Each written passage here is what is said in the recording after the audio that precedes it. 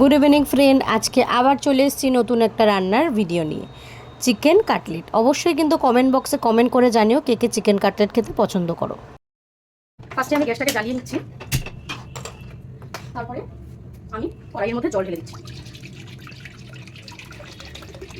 এরপর আমি দুটো আলু কিউব করে কেটে রেখেছিলাম, এটা জলের মধ্যে দিয়ে দিচ্ছি। সেম চিকেনগুলোকেও আমি এর মধ্যে দিয়ে দিচ্ছি।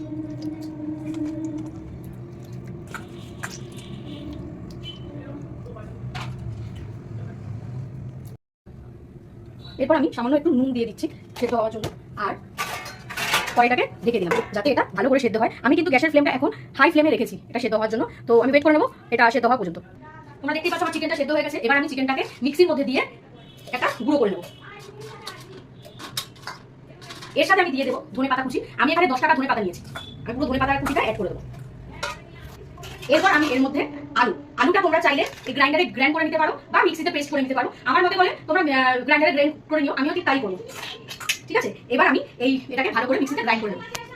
তোমরা দেখতে পাচ্ছ আমি চিকেনটাকে ভালো করে ম্যাশ করে নিয়েছি। এবার আমি চিকেনের মধ্যে 1 চামচ আর 1/2 চামচ পেঁয়াজ বাটা দিয়ে দিলাম, আর দিচ্ছি আদা রসুনের পেস্ট 1 চামচ আদা রসুনের পেস্ট। চিকেন আদা রসুন তো না দিলে ভালো হবে না, 1 চামচ আদা রসুনের পেস্ট। আর দিয়ে দেবো একটা হাফ লেবু, পাতি লেবু।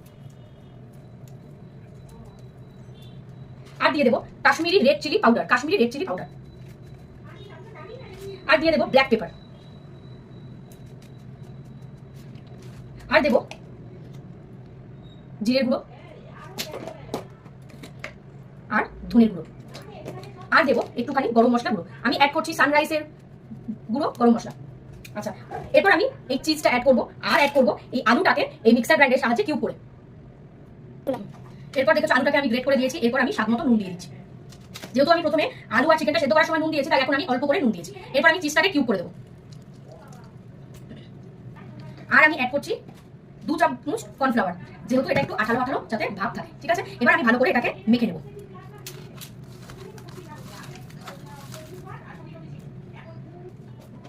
দেখতে পাচ্ছ আমার পুরো মাখাটা কমপ্লিট হয়ে গেছে। এরপর আমি 2টো ডিম নিয়ে নিয়েছি, এর মধ্যে একটুখানি নুন দিয়ে ডিমটাকে ভালো করে ফেটিয়ে নেব।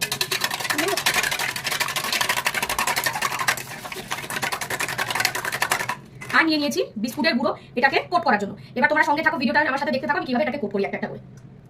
এরপর আমি এটাকে ভালো করে, আমি হাতে তার আগে একটু তেল মাখিয়ে নিয়েছি, এবার এটাকে আমি ভালো করে গোল গোল করে নেব। তারপরে কাটলেটের আকারে আমি এটাকে ছুরির সাহায্যে সেভ করে নেব। তোমরা দেখতেই পাচ্ছ আমি কাটলেটগুলোকে ভালো করে কোট করে নিয়েছি। প্রথমে ডিমের মধ্যে ডুবিয়ে, তারপরে বিস্কুটের গুঁড়োর মধ্যে দিয়ে ভালো করে কাটলেটের সাইজে সেকে আমি এগুলোকে বানিয়ে নিয়েছি। আমি এখানে তোমার 8টা বানিয়েছি, তোমরা যে যেরকম খাবে তোমরা সেইভাবেই বানিয়ে নেবে। এরপর আমি গ্যাসটা জ্বালিয়ে দেবো। আমি কিন্তু গ্যাসটা জ্বালিয়ে দিয়েছি, কড়াইতে তেল দিয়ে দিয়েছি। ঠিক আছে, এবার আমি গ্যাসটা কম করে আমাকে কিন্তু এই কাটলেটগুলোকে ভাজতে হবে। আমি প্রথমে গ্যাসটা হাই ফ্লেমে রেখেছি, যতক্ষণ আমার তেলটা গরম হচ্ছে। তেলটা গরম হওয়া পর্যন্ত আমাকে ওয়েট করতে হবে, ততক্ষণ কিন্তু আমার গ্যাসটা হাই ফ্লেমেই থাকবে। যখন আমার এই কড়াইটা গরম হয়ে যাবে, আমার তেলটা যখন গরম হয়ে যাবে, তখনই আমি একটা করে কাটলেট ছাড়বো। আমার কিন্তু তেল গরম হয়ে গেছে, এবার আমি গ্যাসের ফ্লেমটা লো করে দেবো, কারণ আমি যদি হাই ফ্লেমে করি তাহলে কিন্তু কাটলেটটা পুড়ে যাবে, ভালো করে তার ভেতরটা ভাজা হবে না। এবার আমি একে একে কড়াইয়ের মধ্যে কাটলেটগুলো ভেজে নেবো উল্টে পাল্টে। তোমরা দেখতে পাচ্ছ আমার কিন্তু কাটলেট ভাজা হয়ে গেছে। ঠিক সেম ভাবে আমি একটা একটা করে কাটলেটগুলো এক এক করে ভেজে নেবো। সব কটা ভেজে আবার তোমাদের সাথে আমি শেয়ার করছি। চিকেন কাটলেট ভাজা রেডি।